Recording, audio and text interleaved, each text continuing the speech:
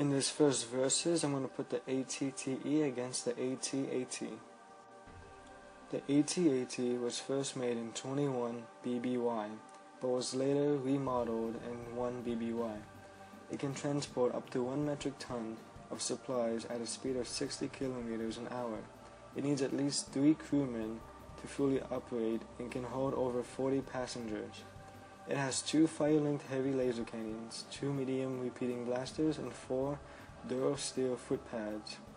The AT-AT's armor can defend against all artillery but the strongest, has a weak neck point, weak armor on the underbelly, and the legs can be tangled as seen on Hoth. It can also stand in deep water.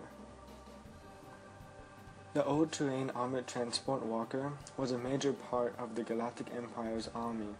It was one of the most heavily armored land vehicles in the Imperial Army, but was also known for its slow speed. First created during the Clone Wars, they were evolved from the AT-TS. The early models of the AT-AT were first used in the Battle of Jab Iam during the Clone Wars. Though efficient in destroying the enemy, they were eventually destroyed when the walkers were slowed down by the muddy surface.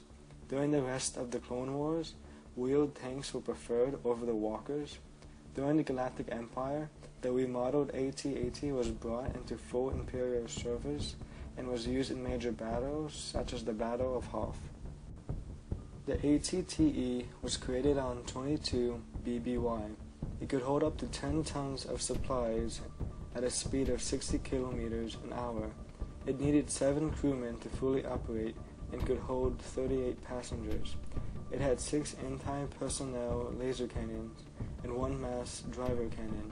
It had weak armor on the underbelly to a point where 1 rocket can disable it. It was also bad against air attacks and could be destroyed by mines due to its lowness. It could also be used in space and can go up on walls.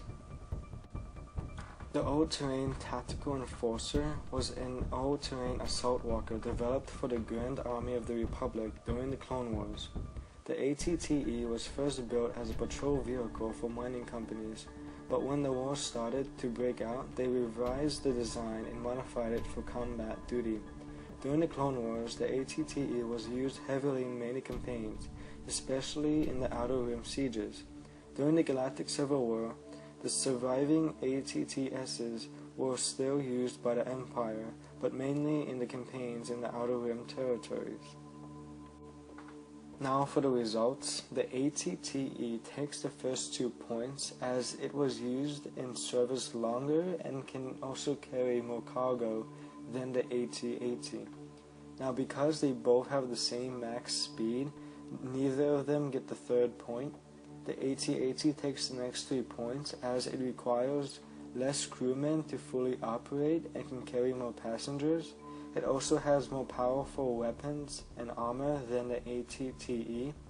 Now the last point goes to the AT-TE as it can be used in space and can climb up walls, while the AT-AT can just stand in water.